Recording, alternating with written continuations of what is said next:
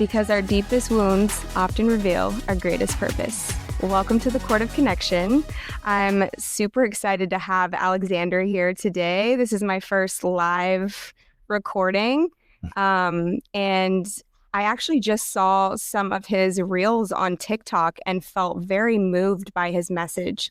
And I was like, this is a man who is walking the embodied truth. This is an awakened man who understands the truth. And your messages just hit home for me, and I kept watching them. And there was 2 times in silent meditation where I got the pull to ask you to be on the podcast.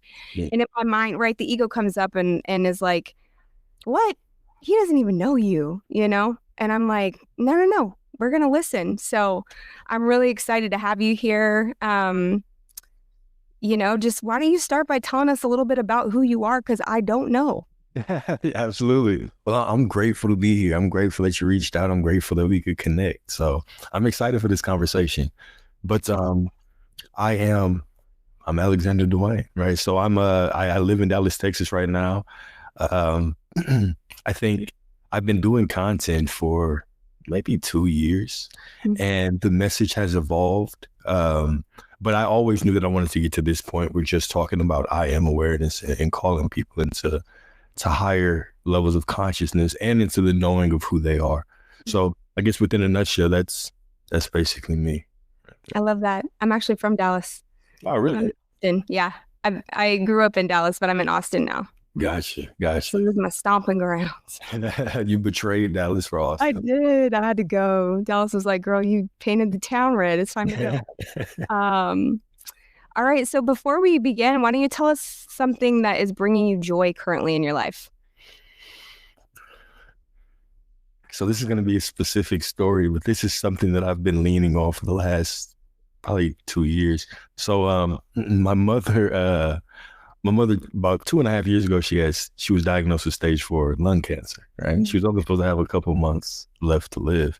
But fortunately, seeing her as perfect, the perfect unfolding of events has happened. And about a week and a half ago, we found out she's completely cancer-free now, right? The beginning of the journey, she had a 5-inch tumor in her lungs, and now she has absolutely nothing. So that's something that I can constantly lean on. But I mean, even outside of that, right, it's just what I truly lean on to know, just to be grateful is the fact that God is within me, right? That's really the only thing that I truly need to bring me fulfillment. And with that, the paradox is that everything comes with it. So that's beautiful. Mm-hmm. Yeah. So tell me, so you wrote a book called The Modern Warrior. You're also a coach. I did a little research. Tell us about, so I read the first few pages and I was like, this is really cool because this is the feminine journey that I'm on, right? And feeling very called to heal the feminine and the masculine within us is the only way that we're going to rise, right? It's the only way we're going to receive fully. So you're not just born with this messaging. So tell me, like, what led you to this work? How did you end up on this path? Absolutely. So heartbreak for one. So I've had very interesting relationships, but I could honestly tell you that even when I say heartbreak, there was not a singular moment that woke me up to this. I was in a fire in 2014. So when I was in a fire, I was in the hospital. I was getting pumped with oxygen. I was in the hyperbaric chamber. And when I was in that hospital, I started having memories. I started recalling, memories I had forgotten as a child, visions I used to have and entities I used to have around me. Mm-hmm. So that simply led me down a journey of seeking knowledge. The knowledge, I wouldn't even say the knowledge at that point was for self-improvement. It was more so an ego desire just to get more information. That led me to some relationships that I mishandled, right? And that kind of the self-analysis of, okay, you can get all this information, but what are you actually doing to improve your life with it, right? And so I had some financial issues that I had to find my way out of. I had some relationship issues that I had to transcend. And so all that led me down the journey. So it was really a perfect storm. I couldn't pinpoint one thing, but it was just this constant looking within myself, this constant looking at, okay, if my life is my mirror, right? And all these relationships are taking the same turn. The financial situations, it's constantly showing up in my face. What is it within myself that I need to work through to actually transcend these things? So that was the path. It was simply just the path of accountability in my own life. So I was tired of making the same mistakes. Yes. Yeah, so many of us, live in this world where we think the problem is outside of us, right? And the problem is the old belief systems, the old beliefs that we've been conditioned by through society, through family, through trauma, through all of these things. And we begin to see through that lens, right? Yeah. And, mine is similar, right? There's all these little moments that led to this, where we're sitting right now. But the deep realization that every person in your life, in my life, is there to mirror the parts of me that need healing, right? Like you mentioned. Exactly. They are, and it's a beautiful gift. They're not the enemy. They're there to help us. Yeah, absolutely. Right.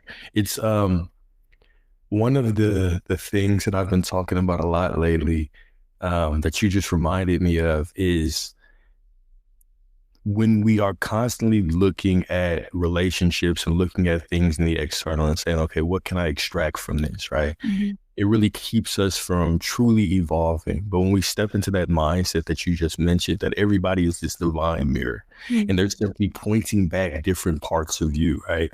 Now you can grow, right? And I think even what's helped me to stay in that mindset of seeing everybody as this mirror is going from, I think when I was looking at things from just the lens of love, it was like, okay, well, yeah, I love you and you're my mirror. But then going and saying, all right, well, I'm going to look at you with the devotion that when I step in front of you, I'm stepping in front of God, right? I'm at the altar of God because God is within you. And you're simply mirroring back all of these parts of me. And so now my duty, the way that I honor the God within you, the God within myself, is I transcend. I see you as perfect. I see you as whole. I see myself as perfect. And we can both kind of transcend the stage that we're on at that time. Mm-hmm. That's so beautiful. Yeah. So beautiful. And it's so true, because what that made me think about was the ego comes from a place of lack, attachment, or control, right? Those are the three areas that the ego is operating in.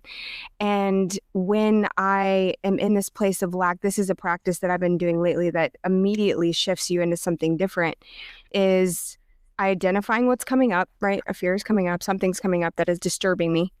And I can identify, oh, this is lack. And the very answer to the lack problem is to give that thing that you think you are lacking out. Give it out. Yeah. Give it away. Give it either to the person you're in front of or the crowd that you're in, whatever. You give the thing that you think you're lacking away, and all of a sudden I'm not lacking. That's interesting. Mm-hmm. Why do you believe that is, right? Because that's a very powerful practice. So why do you think that allows you to release that lack in that moment? That's a great question. I really don't know the answer. I'll just tell you this too. I'm in long-term recovery. I've been sober for 10 years. And so I, in the 12-step work, which kind of laid the foundation for my spiritual journey, when we are in self, when we are consumed with self, the answer is to go be of service, right? Mm-hmm. Which is the same thing, right? It's like, wait, you're telling me to go be of service when I have a real problem here. And it's like, no. I don't know. It's turning your thoughts to someone else, I think, is essentially why that works, right? I'm getting out of me and into you, right? Interesting. Yeah, that makes sense. It's that honoring someone else allows you to, I think even because where I was going with it was, I wanted to hear your perspective, but it's almost as if I'm giving myself permission to see others as needing me, to see others as God, to see others as a place for me to worship or to pour my energy into, so that we both can get better anyway. Right? Mm-hmm. is taking the consciousness just off of yourself and putting it, I guess, on the greater good. Yeah. Because the ego just wants you to be obsessed with yourself. The ego wants you to feel stuck in self and, all of those things. And so it does make sense that the answer is to get out of yourself, whatever that is, give it away, be of service. So Yeah. So tell me about the book. I actually wanted to read a little part of it, if that's okay. Yeah, of course. That's cool. Yeah. So there's this part in the beginning, and it says it's just setting the tone for what the book, offers. And it says, each chapter of this book will dismantle the myths that keep men weak and disempowered. We will discuss the dangers of giving too much without replenishing, the art of controlling one's own energy, and the necessity of having a vision that supersedes temporary pleasures. You will learn how to navigate relationships without losing yourself, how to protect your masculine essence, and how to build a life that aligns with your deepest purpose. Yeah. Yes, so good. So yeah, can you unpack that a little bit for me? Yeah, absolutely. Absolutely. When I first got into this space, I was doing a lot of relationship coaching. And the thing that I always noticed, or one of the common denominators that I seem to notice a lot, I can't say always, but I noticed it a lot, was so many men that I worked with, part of the healing of the masculine that they needed to do was getting over this need to receive all of their validation from the external world. And I know this is a thing that this is common to the human experience, right? We're young and our parents say, no, this is what you need to do to be accepted, right? This makes you a good girl or a good boy. Then the school says you're a good reader. All right, let's give you a sticker. You get a good grade. Let's congratulate you. Then the workforce does the same thing. We'll give you a raise. We'll give you a bonus, a job title, right? Even the church tells you, you do these things, you tithe, you baptize, all of these things, et cetera, right?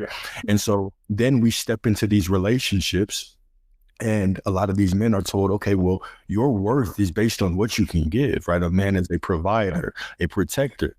Absolutely, right? That is part of that masculine essence. However, when you're trying to pour from an empty cup, if you need someone to congratulate you or validate you, and that's the only way that you can derive a sense of purpose, well, then you'll always be at the end of somebody's string. They'll just be able to pull you around. You'll be easy to control. And you'll never truly find fulfillment, because you cannot find fulfillment simply out there. You cannot tie your sense of self-worth to other people saying thank you or congratulations, right? Mm-hmm. So it was shifting this, I need to be a good man for a woman, a good man for a family. Well, let's really break this down. You need to be a good man, period. And then everybody benefits from that. So it was healing that masculine part of you that thinks that your sense of self-worth is derived from the outside world, right? Like, how do we recenter you into yourself? How do we give you a sense of purpose within yourself? How do we give you a solid spiritual core, right? How could we allow you to walk into the world and know your worth? So you're pouring from an overflowing cup instead of simply walking around with an empty cup and trying to get people to pour into you. Right? That's the path that leads a lot of men to bitterness. Is, well, women are like this, women like that. Well, that's not true, right? But if you perceive life that way, if that is your perspective, then that's all you're going to be able to attract. That's all that's going to show up in your life. So how do we build you up so that you can actually be a good man for yourself first, and then for everybody else just as a byproduct? So that was the core message. Yeah, and that there's so much there I want to speak on. What you mentioned is, like, we are all vessels, right? And if I am, like you said, pouring from an empty cup, giving, getting my worth outside of myself, and I don't feel that way, I absolutely am going to vibrate at that level, right? And I can only attract at the level that I'm at. And that was like a hard truth for me along the way, right? Where it was like, early on in my, relationship life, it was like, before I woke up, I'm like, he's the problem. And it's like, you attracted him. You know what I mean? Like, you attract at the level that you're at. But I've also experienced myself and watched it in other people where they do all this work and they, chip away at this, tapping into their true worthiness, and they attract the thing into their life, yet they haven't actually done the work to hold it. So now I've attracted this thing into my life, whether it's a business, whether it's a relationship, whether it's, whatever it is. And then I run it off or I lose it because I don't have the vessel strong enough to hold it. Right. Yeah. Yeah. It's true. And I love what you say, right? Because even that, right? We do this work just to get something out there, thinking that the fulfillment is out there. When it's not, right? It's the remembrance that you are the fulfillment. It's the remembrance that sources within you, that you are the walking expression of the divine, right? Which means you are naturally the identity of fulfillment. You are the walking wish fulfilled, right? So when you reframe it, you start to build yourself up, right? And now everything that comes into your life is simply a cherry on top, which is the paradox, right? When you build yourself up simply from knowing myself as source, now all of a sudden everything that I get, it comes to me easier, but it's just a cherry on top of who I already am. Right. Yeah. I mean, so many people can't be alone. They don't even know how to be alone and I'm like, I love being alone, know? Right. And then the extreme part of that is I do better on my own. And it's yeah, girl, you want somebody mirroring your shit. You know what I mean? So, I mean, I don't do that anymore, but I love I love hanging out by myself. If you don't love hanging out by yourself, you need to look at that. Yeah. It's the only person you're going to be with forever. Oh, go ahead. Yes. I'm a hoop. Right. I'm the funniest person I know. Or you that's right. Yeah. I entertain myself all day long. So, how did your own journey with personal power and discipline evolve before you became a coach? You spoke on it a little bit, but what really drew you into the coaching world? Because I'll say this too. I am a firm believer that everybody needs some sort of mentor, at least for the first part of your journey. I having a mentor has been life-changing for me. So yeah. No, I agree. I agree with you. I think what drew me into coaching, I never had the desire, but as I started to get deeper and deeper on this path that I'm still on, I ended up just having conversations with all of my friends. Anytime I met someone, I might think that I'm going out on a date. I just meet somebody. We ended up in a full therapy session where I'm talking about her deepest fears, and you know what I'm saying? We're crying at the end of it and stuff. It's it always ended up that way because that's just the way that I like to connect with people. So I was talking to one of my homegirls one day. She was just she used to always send me videos and say, "Oh, what's your opinion on this? What's your opinion on that?" And I would just break it down to her and we'd have long conversations. She said, "Why don't you just start doing this? Why don't you just start speaking?" I was like, "Okay, cool." And I made a commitment that I was going to do a video every day for 3 months. I was like, "Oh, I'm going to see what happens." The end of 3 months, nothing happened. But I just decided to keep doing it because I liked it. And when people were reaching out, asking questions, it just got to a point where I said, you know what? I might as well start setting up time to talk with people. And even at that, how it got into that was in the beginning, I had no niche. I was talking about relationships. I was talking about spiritual concepts, esoteric, occult knowledge. I was talking about all kinds of things. But as I started taking on clients, I started niching it into, all right, let's get into kind of manifesting. Let's get into your I am awareness. Let's get into the knowing of who you are. And so it simply took me doing and being to allow it to evolve. So I did not intend to be here, but I'm grateful. It feels like it's part of it. I couldn't see myself not doing. I love that. You said you've been coaching for 2 years? Yeah, about 2 years. I've been doing content for two and a half years. But I've been coaching probably the most for the whole time. Yeah. I love it. That's awesome. Do you know what your rising sign is? Do you know anything about your astrology? Is that the right? Ascending? It's okay. I know I'm a Scorpio. I know that. Okay, so his sign is Scorpio. Yeah. So I'm like, I was born in Nigeria, so I don't have the exact stuff anyway because of the records. So I always run into this issue when I'm dealing with Yeah. when I'm dealing with people. They're like, hey, what's your date of birth? I'm like, look, I think it's this, but Yeah. it's October 23rd. But beyond that, like time and all, I couldn't tell you. Oh, your birthday's almost here. Happy early birthday. Thank you. Yeah, I have strong Scorpio in my I have Scorpio moon, meaning that's how I feel internally, you know. Gotcha. And the reason I ask is because Scorpios actually have a very deep intuitive, just a natural intuitive power. Yeah. And we're all intuitives, but there's something very mystical about, you know, being ruled by the moon and you know, so a lot of Scorpios I meet are they naturally coach. That's just kind of their energy, you know? Yeah. So Yeah. that's I what know, made me like, ask. even with like the 12, is it 12 or 7? Even with the pillars of Scorpio, right? Like the highest pillar is the shaman path, right? So yeah. Yeah. I know a little bit about sun. I know. Yeah, I love it. I love it. Esoteric is my language. Yeah. So how does conscious masculinity show up in romantic relationships or partnership? It shows up in so many different ways. So all right, I'm not gonna give a superficial answer. I'm gonna take my time with this answer. There you go. The most important thing as men that we can give ourselves and then give our partner in our journey is presence. Right. The presence of masculinity is the presence that is then able to protect, is then able to provide, it's then able to show up, it's able to cut through illusions, right? It's able to be firm, be sound, be a voice of reason in the relationship, right? So presence is going to be number one. And that's why it's very important as men that we can meet ourselves with presence. You cannot be emotionally grounded with someone else if you're not emotionally grounded with yourself.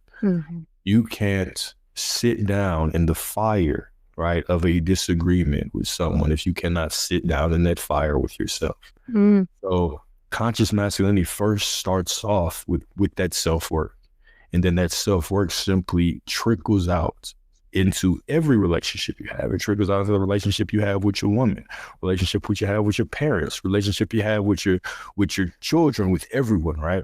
It is allowing yourself to be that present see in the relationship. So that's I believe that is the number one kind of the highest part of masculinity, of how it shows up in relationships. Yeah. Yeah, and you know, you spoke on this a little bit, but like the masculine creates a safe, consistent, reliable container for the feminine to be able to drop in to her natural state, which is the, you know, feeling safe in her body, right? Nurturing. That is the essence of the feminine. And so when a man does the work and is a safe trust, like a trusting container, then a woman can drop in easily, you know? And do what women do, which is, you know, all the opposite ends of the masculine that really just make a man better and vice versa, right? Yeah, absolutely. And in order for a man to even meet the feminine there, right, we have to meet the feminine within ourselves. So it even goes back to allowing a woman to be comfortable with expressing herself, right? Well, am I comfortable with expressing myself? I might meet a woman and her emotions, the way she can express her emotions is like a 128 crayon box. Yeah. Can I meet her if I only have 3 crayons, right? If I only have 3 colors. So it's about knowing myself as well, knowing that feminine part. Like the first marriage is the marriage of the feminine and the masculine within all of us. And then we walk into these relationships and it's simply an out picturing of the work that we've already done. But you're absolutely right. When I meet the feminine within me fully with compassion, when I meet that part of me that wants to be impulsive, that part of me that wants to simply be free. Well, when I meet that part of me and I don't simply suppress it, but I honor it, now I can actually honor that part of my woman, right? when I honor that part of her, I give her the freedom to actually honor my masculinity. It's this divine dance that we're doing internally and then externally as well. Yeah. Yeah. Well said. Yeah, and that's where it gets confusing for I think men as a collective, right? And what you talked about in your book is that, there's this narrative that I have to be this and go hard and provide and be strong and all those things. And honestly, that feminine part of the man feels like that I'm not allowed, or that it's what's the word I'm looking for? Like that's weak. Yeah. Tapped into that part, right? Mm-hmm. Mm-hmm. And then you get in relationship and a woman really they want that. We want that in a man. Like for you to be able to be in tune with your emotions and all of those things, right? It's not weak, it's power, really. Absolutely. Absolutely. And I'll even add to that, right? It's powerful when you can meet those emotions powerfully, right? Mm-hmm. When I'm not ruled by them, but I own them and I honor them. I honor the way that I feel. I honor the way that I desire to express my emotions. I honor giving myself the safety, the permission to be vulnerable, right? Yeah. But I'm not I'm not simply. So there is this interesting journey that I've seen a lot of men go on, where when they don't meet that feminine within themselves fully, right, and they simply try to express the pure masculine part of them, they don't cultivate the feminine. It's just lead and provide and protect, and it's just now they're walking into a relationship and they're expecting to cultivate that directly with this woman. And sometimes that can lead to allowing their emotions to lead them a little bit too much, right? Kind of getting out of control when it comes to their emotions because a situation doesn't make them feel good, right? All of those are simply alarms that should be going off within us to say, okay, well, maybe if I feel out of control, maybe there are parts within me that I have not met fully yet. Right? Because when we don't meet that feminine part of us fully and we just allow it to run us, we cannot cultivate the proper balance in our relationship that actually allows it to thrive and grow. Yeah. What would you say, if you care to share, were your biggest relationship setbacks until you did this work? Like what was the pattern that continued to show up that created pain within the relationship? Okay, let me say which ones? You can lack of communication was the number one thing, right? It was constantly keeping the shell on and believing that I could not express myself at all, right? Something went on at the job. Something went on in my family. I did not want to express it, right? But then when I started going into the communication, it was the overexpressing, meaning I'm simply using this woman as a means to vent. I have no desire to fix anything. I'm just sitting around. I'm just venting to her. So it was the balancing of the communication. All right. Yes, I can bring things to my woman. That's no problem, right? It's my woman. I can share whatever with her, right? But am I doing it simply from a place to dump on her? Or am I doing it as a heads up because, I'm just going to give you a heads up. Maybe you can give me some insight on this and I still can move forward and handle my day-to-day tasks. So I think communication was number one for me. It was finding that balance and being able to emotionally regulate myself. And I think a lot of the other problems really stemmed from communication. It was definitely number one. Yeah. Yeah. The reason I ask is I think it's important for people to hear, right? Like the biggest issues that I found in relationships that I had to really look at, because that what you said earlier was, man, I was met with myself and I was like, this is not I need to rise. Like these patterns continue to show up in my life and they're not working for me, right?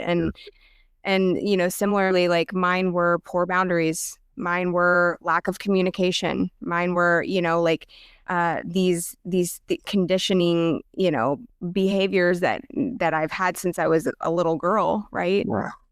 They don't work anymore. They don't work. I leave people feeling confused. They don't understand what's going on. I'm expecting people to just match my energy. You can't read that I'm not in that space today, or you can't, just assuming that people should read my mind and know what I need at all times. Right. Yeah, I agree. Yeah. And so learning how to, that's the part of the divine feminine that's so important too, is that I'm not walking around just letting people bulldoze over my boundaries, right? That I'm not walking around expecting people to understand where I'm coming from at all times, right? I have to become an effective communicator, and there's so much power in that. And people are scared, Yeah, absolutely. So scared to rock the boat. And so, yeah, thanks for sharing that. Yeah, and that's where the growth happens. The growth happens in the contrast. If you're not able to walk into that contrast with an open heart and know that, so even in those conflicts, right, when you're able to speak your mind or speak a boundary or have those difficult conversations, from my perspective, I believe that's where intimacy grows. Because you have those two primary roles, right? You have the person who is initiating, and you have to remember, okay, well, I have to set the stage where that it's me and you versus whatever issue, right? But even if I'm receiving, I have to be, okay, well, it's this person is bringing something that's important to me. Now it's me versus my discomfort as well. Right? Am I going to just immediately jump in and say, well, that's not even what I was intending to do? Well, that can wait, right? Right now, I can help you get whatever is off your mind, right? We can walk through this situation together, knowing that both of us love each other. We care about each other. We're simply trying to work to build deeper intimacy. And when we shift our perspective and go from always perceiving things as being attacked to knowing that, no, okay, this is a person that cares about me. Every situation that we go through can simply be a stepping stone to a greater level of connection and intimacy and all those things, right? I think that is where a big shift happens. And even when I talk about communication, that's one of the things I had to learn as well. Yeah. Yeah. So did you have a coach, or how did you start to implement these things? Was it just divine knowledge and it was okay, I need to practice this in my relationships in real time? Or honestly, I want to admit it, I've never had a coach, to be honest. I've never had a coach. I had the closest I had to a coach, I had an older guy that I used to work with when I was working in tech. And I met him whenever I was in that fire in 2014. I was in a fire, and he gave me an opportunity to get a job, and he became basically my mentor. He was an older guy who was into philosophy. He talked real slow, but he gave me a lot of on women. Because even at that time, I was dealing with a woman, but he put me on game. So I think if it was anyone, it was him. But then also, sure, my father, right? So, and my father taught me directly, but he also taught me indirectly because my parents Nigerian, very, very culturally in their ways, right? So I'm night and day compared to them. Our personalities, but it's only because of me actually making these conscious choices that I don't have to have a relationship like that. I don't have to communicate like that, right? I can be different. It works for them. I don't want it to work for me. I don't want to go down that path. And absolutely fine. So it was studying the people around me. Yeah. Can you describe what those experiences were like walking through the fear in moments where it's okay, I'm going to practice being a better communicator in this moment, or I'm going to practice, restraint, or, Yeah, absolutely. I think change was very, very difficult for me. It took bravery, but okay, so if I walk through kind of trying to switch my communication with some of the early relationships I was in, there was a lot of stumbling over words. There was a lot of pausing, but the one thing that I would constantly just remind myself is, people are going to meet me, where I meet myself. And if I'm open enough to meet myself fully, they're going to meet me. So when I was opening up, I didn't really have issues with women being against it. Mm. Seemed like all the women were kind of, it was a welcome thing. Like, hold up, you want to talk to me about what? So that was never the issue. I think it was just getting more and more comfortable over time, sharing more things, to the point now where, shoot, I'm pretty damn unfiltered. So it was just gradually giving myself the grace to do it. Right. Initially, it might simply be sharing one sentence of what happened at work. Mm-hmm. And then it was asking myself these questions like, okay, right now you're feeling this way. Do you simply want to speak about it to speak? Well, in that case, let me really think about this, because what has she went through? Was she just venting to me? Okay, do I want to really bring this up now, or do I want to allow her to have her time? Is this necessary right now?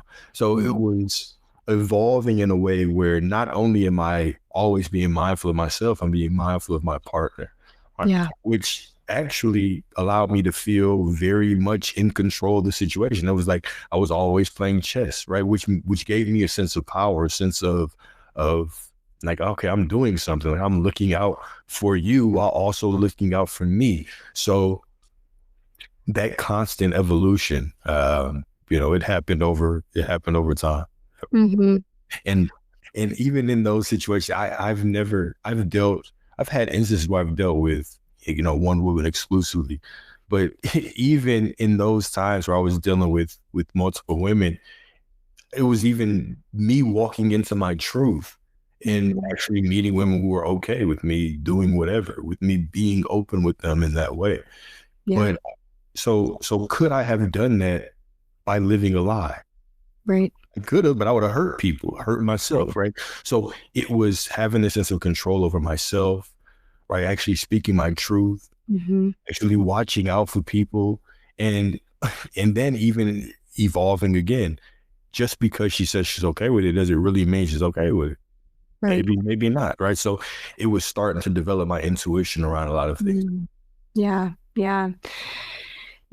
That's essentially just becoming more awake and aware, right? And like being, we live in this world where it's thought react, right? We're always like quick to do or say something or whatever so quickly, and if we can just slow things down, we have a lot more power than we think, right?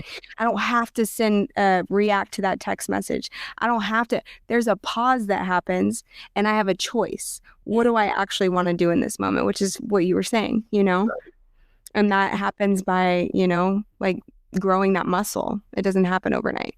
Precisely. Yeah. So tell me about your what practices you have, like what keeps you grounded? Do you have like a meditation practice? Is there a certain like spiritual teaching that you're drawn to? These days, no. I mean, I meditate daily, but even in my teachings now, I've got to the point where I don't push any kind of spiritual practice. I think whatever you feel drawn to, you can do, right? But I love meditating because it allows me to remind myself of who I am. And I've done meditation for different purposes, sometimes for trying to visualize things, or other times simply trying to do nothing. But these days, I simply go into meditation, open to receive whatever. If it's just quiet time, if it's just relaxation, if I'm blessed with some kind of information, I'm open to it. But that's my primary spiritual practice.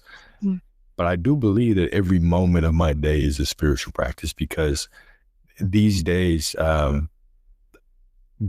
my main message, I've kind of even went away from relationship coaching. It's more so about the I am awareness. It's simply walking around all day with that knowing, with that unwavering knowing that you are source, right? That you are one with the divine, and allowing that to bleed into everything in your life. And so when I walk like that, everything becomes a sacrament. Everything becomes a prayer. When we're on this we're on this podcast, right? Just looking at you and knowing that you are also the divine, right? So even this is a moment of worshiping the God within you, right? Mm. And vice versa. So it's always everything becomes a prayer. Eating becomes a prayer. So I say that my spiritual practice is simply my presence. Yeah. And that's all there is. That's the crazy part. That's what all of the teachings, all religion is pointing you to anyways. Absolutely. Yeah. Absolutely. Mm, That's it. yeah. So meditation, I meditate daily. It's evolved in so many different ways. What a teaching or that has been really grounding for me lately is Kabbalistic teachings. I don't subscribe to any one, type of spiritual practice, but Yeah. like Kabbalistic teachings are basically like all that there is, right? Um, and this idea that we all come down and we reincarnate, right, in these relationships in our life we've chosen before we came down here, and like they're Yeah. just there to like open up these wounds that I didn't heal in the last lifetime, Um, so that's kind of the journey I'm on. But meditation and presence really is probably the biggest part of my like daily life. Gotcha. Gotcha. That makes Yeah. sense. Yeah, I feel like all religions, all these spiritual practices are simply a different perspective of the infinite, right? Yeah. One of them could never sum it up. It would be like trying to place the infinite in a single cup, right? Yeah. Yeah. Are there any like teachers or people that you draw inspiration from? Absolutely. Absolutely. Not really older people anymore. So I did love the work of Eckhart Tolle, right? The Power of Now was a book that really changed my life. Um, Neville Goddard, love Neville Goddard when it comes to Mm. reality creation. Um, Meister Eckhart, one of the older kind of mystics, love his teachings. But these days, I still read certain books, but there wouldn't even be, I guess, big names. I like the work of Tom Caron a lot. He's trying to be something wonderful. He talks about I am awareness.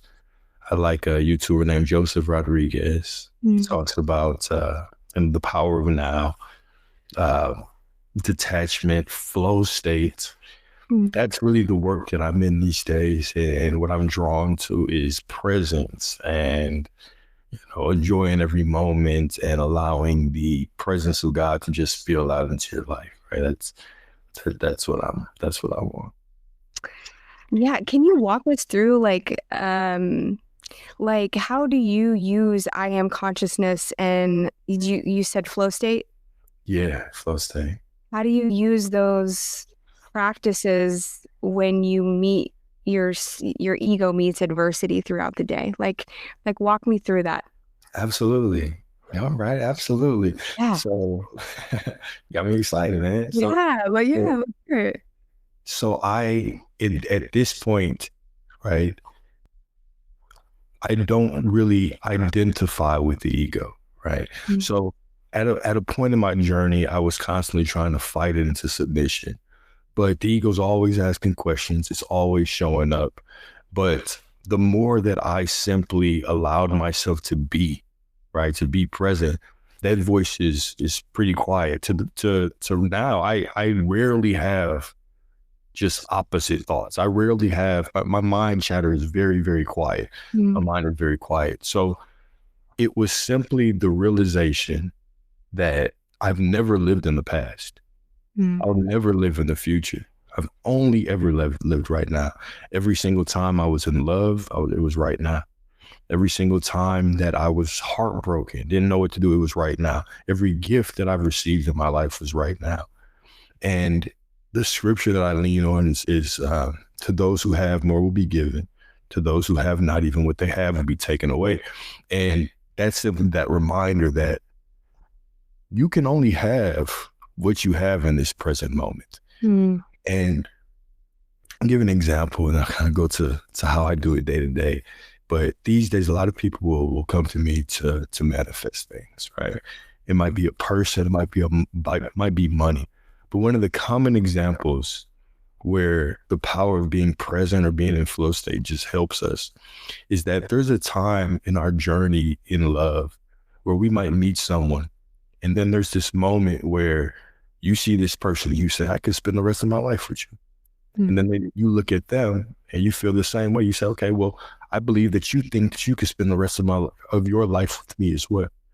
And we are completely caught up in that present moment. And every moment with them feels like magic, right? When you're not with them, you're thinking about them. Like life feels sweeter. The air even tastes better. But then we either get caught in the past or caught in the future.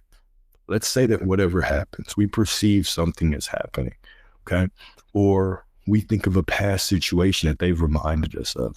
And our mind's constantly being pulled into that past. So we're thinking of what they did or what someone else did or what they might have done, right? And instead of our focus being on this person, on the perfection that they are right now, it's constantly in the past. Or we're thinking about what they could have done in the future, what they could do in the future, what they're going to do when they leave us, right? And so instead of enjoying this gift and using this time to actually enjoy the person in front of us, our mind is always pulled into the past or into the future. And so we can't have it. So eventually that leaves us because what we don't have, we lose. So then we'll go on this journey of trying to choose this reality, right? Choose a different person or choose to have a good relationship with this person. And we're still constantly drawn to trying to fix something in the past that we perceive as less than perfect.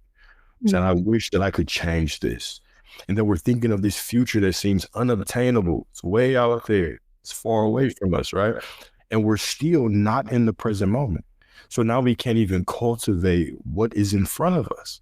So not being in the present moment, it allows things to just slip through our hands, right? We don't actually see things as the blessings they are. And when you actually allow yourself or give yourself permission to see things as God, to see people as perfect, those are the people that stay. That those are the relationships that grow. When we're constantly trying to search for flaws and looking at the past and looking at the future, those are the things that end up leaving us because we don't have them. And so energetically, they must run away. So that's the power of being in the now moment. What practice looks like is simply enjoying life, right? Seeing the perfection of life. It's going from this mindset of always doing to simply being, right? It's what if there's not a future version of you that's more perfect than right now? What if you're already absolutely perfect? You're just looking at yourself from the wrong lens. What if every version of you, the past version, your past life, future life, all of those, there's only the now moment. They're all superimposed right now, one on top of the other. So if all of those versions of you are within you right now, you're already whole. You're already this infinite being. So it's this radical acceptance of yourself as perfect, this acceptance of everyone as perfect, which actually is beautiful because it gives other people the energetic space for them to show up perfectly. But then it allows all these other situations to simply begin to match the perfection that you are. So it's kind of dissolving this need to constantly judge things, whether it's judging my ego, or judging the external world, or judging people, right? And simply saying, okay, well, I am the perfection within all of this because this is my reality. I am the perfection within this. So everything is going to simply morph to meet that perfection. Yeah. I love that. But I know for sure there are going to be people listening where it's like, it's not that easy, right? Yeah, for sure. Like, you've evolved to this point where you don't really battle with the ego, right? Right. But was there a journey where it was like a practicing, turning down that volume, Absolutely. There was a long practicing of it, but I'll tell you, it clicked long before the voice went away. Yeah. And the click was simply that it's a choice. I can walk through life and I can make the choice to see things as perfect, or I can make the choice not to. Either way, it's a choice. And it's easy. Like in this moment when everything is cool, it's easy to say everything is good. Right? But when life is rough, okay, and I'll even be even a little bit more transparent, right? So what really kicked my ego to the curb is I'm going through this reality creation journey, and I was in a situation where I was going to be evicted. I was a month behind on rent. I owe like $7K. I was driving Uber at this time. I had no way to pay this. But I simply decided to say I had the rent. I simply went to that. I have it. It's paid in full. It's paid in full. I didn't know. I was trying to borrow the money. Nobody would give it to me. I was driving Uber. I couldn't make $7K. I had like 3 days. They had put the note on my door, had the court date and everything. Okay. So whenever I had went through this journey, I was always anxious. I was always, questioning, is this even the right path? But I simply went back to the truth that no, okay. God's gonna make a way. God is within me. It is paid in full. That became my dominant story. The day I was supposed to get kicked out, right? When I called, or when I actually checked online, because at that time when you have the payments at the apartment, they won't actually let you log in if you're overdue. Yeah. So I had to call customer service. So I saw when I logged in, I was like, okay, I'm not gonna be able to even see anything anyway. It was paid. Wow. It was paid. So I was like, okay, cool. Let me check. Let me make sure somebody's not playing with me, because my mind is blown. Sure. But when I called, they was like, yeah, it's paid. It's paid in full. I said, who paid it? It was paid earlier. We don't know who paid it. It's just paid. Okay, I can't see anything. I can't see a card. I can't say anything. I said, it's paid. So it was at that moment where I realized I have everything that I need, even if I do not see. Even if I don't see.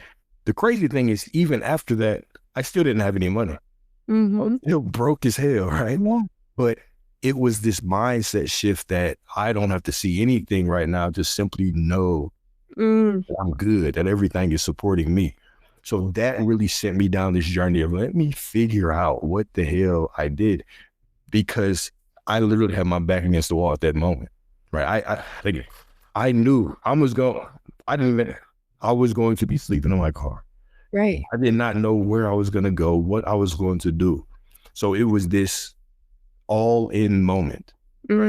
And so I understand, right? It's not easy at those times. But if you can actually persist in the discipline, there tends to be this moment where something happens in your life that the ego just shuts down. It says, you know what? You've got this. Now, I still have doubts sometimes, but I know that even though I have those doubts, I have the choice if I want to actually buy into it and accept that that's the truth, or if I want to accept that whatever else I'm saying is the truth. Yeah. So what you're saying is keep doing what I'm doing. Damn it. Exactly. No, I have a unbelievable amount of life experience practicing watching that and choosing something different, and have more recently than ever in my life started to really step into certainty, because that's what you're saying. Like, it's an absolute unwavering certainty. Like, I don't know how it's going to happen, but it's happening. I'm taken care of. I am whole. Like, Yeah. So what if that certainty isn't unwavering? What if there's days you feel doubt? What if there's days you feel frustration? I mean, so let's unpack that, because all that I have now is that I have to anchor back into that, right? Right. With like combating that voice that says, no, it's not going to happen. Who do you think you are? Blah, blah, blah. Right. And the only thing that I have is to anchor back into that. I'm not going to listen to that. That is not true. I am that I am. And I have everything that I need, and I don't need to figure out the how. But what would you say? Well, I would say that battling your thoughts is going to be exhausting. And I would say battling those emotions are going to be exhausting. But then I would ask you, and I would say, if you believe that your beliefs create reality, which I know you do, then what is it that actually makes you think that you have to battle your thought? It's a belief that some thought that you don't want to create a reality that you don't want, right? So now you're simply battling your belief when you simply have to accept that I've already made the decision. It's done. if I have opposite thoughts, I can just remind myself, no, I've already made the decision. It is done. But Mm-hmm. the ego thoughts don't actually create. They're just there to protect you. They're not going to get on board till they see proof. Mm-hmm. So the ego is constantly going to be like, hey, you said you got this. I don't see it around, right? Yeah.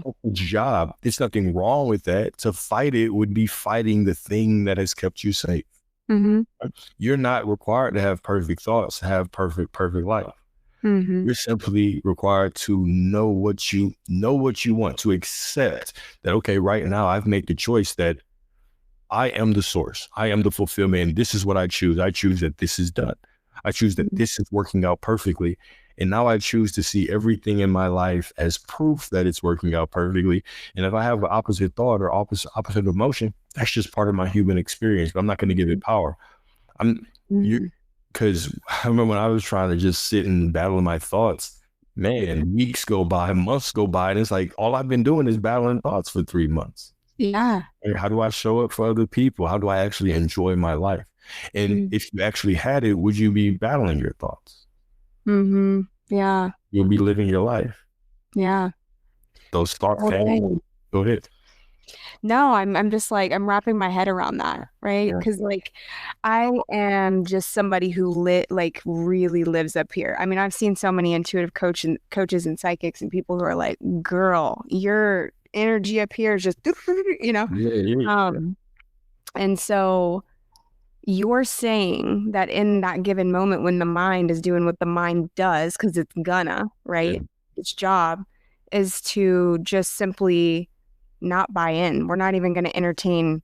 It's like, nope. Yeah, it can do whatever, right? So let's reframe even that thoughts, right? Because sometimes we'll think that if we're trying to create something when our thoughts are running, because I used to consider myself an overthinker for sure, like big time. I don't think you get into this space. I don't think you get to the information that you have without being an overthinker, right? So it's about kind of reframing that. So I think that we can all get what we want, but to get what you want and actually hold it, I think the core is that radical acceptance of yourself. Right? So I know that right now you consider yourself to be a thinker, right? Which would mean that you consider yourself to be thoughtful. So if you met someone that you really cared about, right, you would study them. You would get to know them. You would show up for them in these beautiful ways because of your thoughtfulness. So that's a perfect part of you right then, right? But now when it comes to reality creation, we consider our quote unquote thoughtfulness, we translate it, we say, no, that's overthinking now. Right? And so now we're trying to combat that part of us instead of saying, no, this is still a perfect part of me. I am still perfect. Those thoughts are even perfect. I just don't choose that reality. And so it's just telling that gentler story. And because if you just try to fight it, it's just going to fight back harder. Yeah. Because we're trying to survive. The ego just wants to survive. It's looking out for you. Right. So you can just simply guide it and not buy into it and know that, look, it doesn't matter what I feel. It doesn't matter if I feel doubt, anxiety, fear, stress, worry. I am is above that anyway. I am awareness. God is above God's simply looking for who you are being to reflect that perfectly at you. Yeah. God just is. Awareness, spirit just is. It's above our fear. It's above our happiness, our praise, our bitterness towards it. So all of those parts of me that are overthinking or are feeling a certain way, it's just part of my human experience. It's just saying, it's just an alarm clock. Like, oh, this is how I used to think. This is what is keeping me safe. I don't have to allow that to be my story. So I just gently remind myself, no, I've already made the decision, and I'll let the thoughts do whatever. But I already know that whether it's in the midst of it or at the end, I just remind myself, nope, I've already made the decision. Love that. Yeah. Well, I got a free little coaching session from you. Thank you. I love this. So I love to do it. No, I love it. I'm like enthralled. It's so good. And it's so simple. You hear all the teachers, the common theme is like, it is so much easier than you're making it. It is so much easier than you're making it. And I do absolutely believe, because I do feel like I'm on like the brink of this, like it becoming this simple thing, right? Because so much change has happened in my life and so many things are clicking. And I'm like, I'm on the precipice of this, like being this like simple shift, you know? So But let me ask you a question before you finish that. Let me ask you a question then. yeah. When are you going to stop trying to manifest Uh-huh. and accept right now that you are the woman of your dreams? I mean, right now. Right Yeah. now. Right now. I mean, because that is the shift. You're not on the cusp of anything. That is the shift. It's just diving into that water and then telling the truth about yourself. Mm-hmm. Mm-hmm. Yeah. That's what I'm saying, though. It doesn't feel like it's fully clicked, because when you say it, I'm like, yeah, no, totally. And right. And that's the problem. The and. Yeah. But that's just a feeling though, right? And you're buying into that feeling. Like that feeling, of course, it's just, well, you've been telling this story for so long. The feeling is like, I don't know, right? And the mind and the ego is like, well, we still got to protect you. But that's fine though. Yeah. That's fine. Just because you don't, if you only based having what you want or being who you want on your feelings, even if you had, you know what I'm saying, every single dollar that this world could print, probably still have down days. You know, with the love of our lives, right? We still have down days.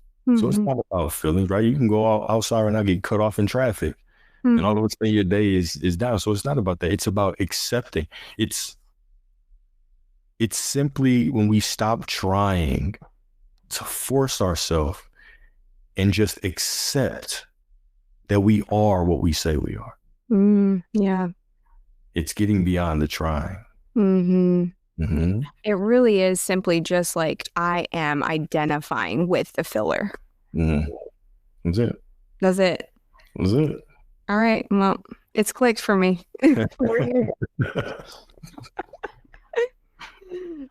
So what's next for you on your path of service and expansion? So I have ways that I'm simply just trying to expand how I can reach. And so it's been primarily content recently, but I want to do some, more personal workshops, like in-person workshops. I want to do that. But I'll just see where spirit leads me. I've had some different ideas on how to kind of expand the reach, but I'm really just enjoying the journey. Right now it's perfect. I didn't see myself here 2 years ago, so here I am, and it is perfect and it's beautiful. So I'm enjoying this journey and seeing what spirit puts in my heart. I love it. I love it. I feel like I've learned so much in this 1 hour about, like, really, truly, it is about being present. Like, that's all there is. It's all there is. That's literally all there is. It's all there is. You have everything right now, and you can decide. You simply decide you have everything right now. You do. Yeah. It's such a paradox, right? When you simply accept that right now you're everything you desire, now all of a sudden reality just conforms to you. Beautiful. I love that. So where can we find you, Alexander? If people want to find you, or they want, coaching, or so, just share your social media and all that. Yeah, absolutely. So Instagram, TikTok is at Alexander DeWayne. DeWayne is DEWAYNE. And on YouTube, it's the same, Alexander space DeWayne, right? So you can find me on any of those 3 platforms. I'm always open to work and open to help with anybody. Love that. Thank you so much for your time. I don't want to take up too much of your time, but I have thoroughly enjoyed this conversation, and I know a lot of people are going to get something out of this. Absolutely. I appreciate you for having me so much. Thank you so much. Thank you so much. May the cord that binds us to one another and to spirit remind us that we are never alone, always guided, and always home. Thank you so much, Alexander. Until next time.